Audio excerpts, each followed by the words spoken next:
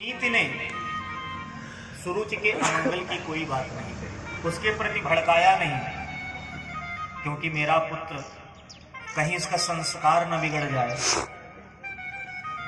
सुनीति चाहती तो कहती बेटा चिंता मत करो, हम चल करके अवश्य तुमको वो पद प्राप्त करा दूंगी, नहीं तो तुम बड़े हो जाना तो पद को प्राप्त कर लेना। मित्रों को एकत्रित करके महाराज को बंदी बना करके वो सिंहासन प्राप्त कर लेना। लेकिन कोई अमंगल की बात नहीं करी। कहा बेटा उसने तो सही कहा है, बारंबार तुम पिताजी के बारे में पूछ रहे थे, नहीं बता पाई मैं, उसने तो परम पिता के बारे में बता दिया। लेकिन ध्रुव जी ने कहा मैया उसने तो आपको अभागिन कहा तू तो उसका पुत्र है। अरे मेरी कुछ से तो तुम्हारा जन्म नहीं हुआ, तो उस अभागिनी का पुत्र है।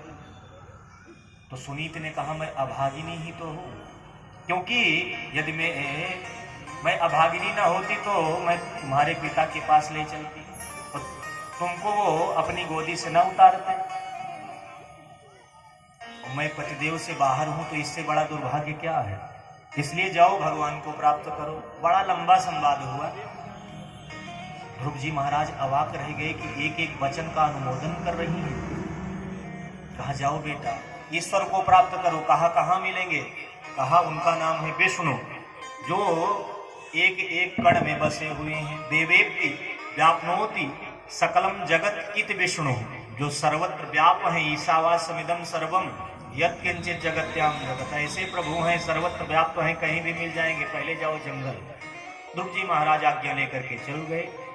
और नारद जी ने कहा थोड़ा परीक्षा ले ली जाए, इसका सच्चा वैराग्य है कि वैसे ही वैराग्य है। क्योंकि जहां थोड़ा सा घर में खटपट हो जाती है तो घर में भाई खटपट, तो लोग कहते हैं कि चलो बाबा के मठ पर।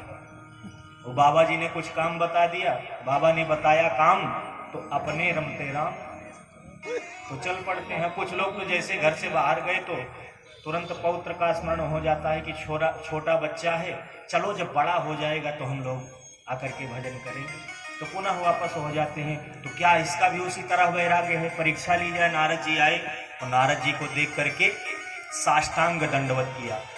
और दंडवत करने से नारद जी ने कहा पहली सीढ़ी में पास हो गया, क्योंकि प्रणाम करने से वैसे भी 4 वस्तुएं मिल जाती हैं। आयुर्विद्या यशो बलम, अभिवादनशीलस्य नित्यम वृद्धोपि सेविनः, अचत्वारि तस्य वर्धन्ते आयुर्विद्या यशो बलम। आयु विद्या यश और बल की प्राप्ति हो जाती है प्रणाम करने मात्र से। लेकिन महाराज अब तो लोग कैसे प्रणाम करते हैं।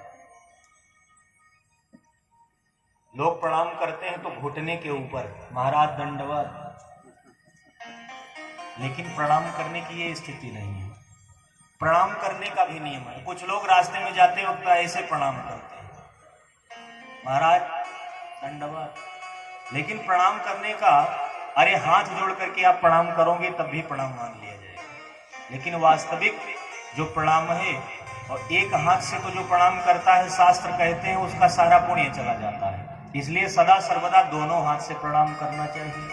क्योंकि जन्म प्रभृति यत् कर्म पुण्यम समुपार्जितम और तत्सर्वम निष्फलम याति एक हस्ताभिवादनात्। इसलिए दोनों हाथों से सदा सर्वदा प्रणाम करना चाहिए। तो ध्रुव जी ने लेट करके प्रणाम किया तो नारद जी प्रसन्न हो गए। लेकिन नारद जी ने कहा पूछा जाए। नारद जी ने कहा क्यों आए हो। तो सारा वृत्तांत सुना दिया ध्रुव जी ने। कहा ये तो छोटी सी बात है, खेलने की उम्र है और जंगल आ गए, ये तो बचपन में होता रहता है, अपमान हो जाता है, कोई कुछ कह देता है, लेकिन ध्यान नहीं देना चाहिए।